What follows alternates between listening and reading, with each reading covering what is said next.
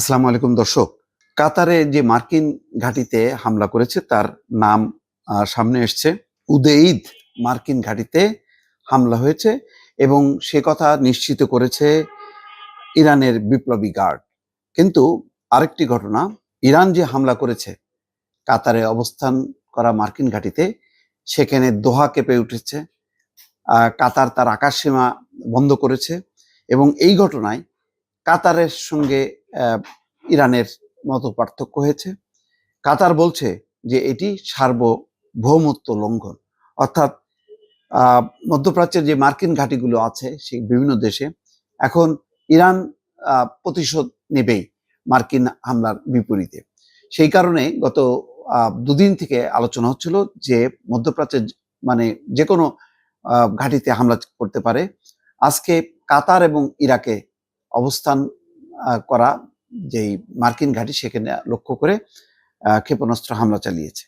তারপর যেহেতু বিষয়টি কাতারের মাটিতে হয়েছে, কাতারের ভূখণ্ডের ভেতরে হয়েছে, সুতরাং কাতার এটি নিন্দা করেছে। দর্শক, আমরা প্রথমে দেখি যে বিপ্লবী গার্ড, ইরানের বিপ্লবী গার্ড কি বলছে।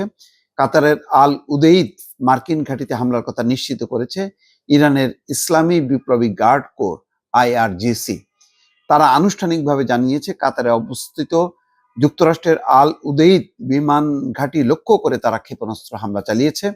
ইরানের আধা সরকারি সংবাদ সংস্থা তাসনিমের বরাত দিয়ে আল জাজিরা একথা জানিয়েছে। এই ঘাঁটিতে যুক্তরাষ্ট্রের প্রায় 10,000 মার্কিন সেনা মোতায়েন রয়েছে। যদিও মার্কিন দূতাবাস কাতারে তারা সতর্ক করেছিল এবং নিরাপদ স্থানে সরে যাওয়ার নির্দেশও দিয়েছিল।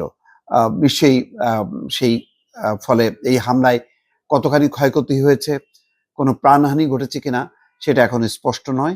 কাতার বলছে যে এটি সার্বভৌমত্বের লঙ্ঘন। কাতার অবস্থিত যুক্তরাষ্ট্রের আল উদেইদ বিমান ঘাঁটিতে ইরানের হামলার তীব্র নিন্দা জানিয়েছে কাতারের পররাষ্ট্র মন্ত্রণালয়। কাতারের পররাষ্ট্র মন্ত্রণালয়ের মুখপাত্র মাজেদ আল আনসারি বলেন, এই হামলা কাতারের সার্বভৌমত্ব, আকাশসীমা এবং জাতিসংঘ সনদের সুস্পষ্ট লঙ্ঘন। তিনি আরো বলেন, কাতার রাষ্ট্র হিসেবে এই প্রকাশ্য আগ্রাসনের জবাবে আন্তর্জাতিক আইনের আওতায় সরাসরি জবাব দেওয়ারও অধিকার সংরক্ষণ করে। আনসারি দাবি করেন, কাতারে আকাশ প্রতিরক্ষা ব্যবস্থা ইরানের এই ক্ষেপণাস্ত্র হামলা ব্যর্থ করে দিয়েছে। এই হামলা সফলভাবে মোকাবেলা করেছে, কিন্তু সেটি নির্দিষ্ট গন্তব্যে পৌঁছেছে কিনা এখনো জানা যায়নি, যেহেতু কাতার দাবি করছে যে এই হামলা তারা আকাশ প্রতিরক্ষা ব্যবস্থার মাধ্যমে ব্যর্থ করেছে। কিন্তু এই ঘটনার ফলে যেটা দাঁড়ালো, মুসলিম দেশগুলো যেখানে একত্রিত ছিল, ইরানের পাশে ছিল, এখন এই হামলাকে কেন্দ্র করে কিন্তু কাতার উল্টে গেল। এতে মধ্যপ্রাচ্যের যেই রাজনীতি, বিশেষ করে ইসরায়েল এবং আমেরিকা বিরোধী রাজনীতি, সেটি যথেষ্ট জটিল হয়ে পড়লো। দর্শক, ভালো থাকবেন। আল্লাহ হাফিজ।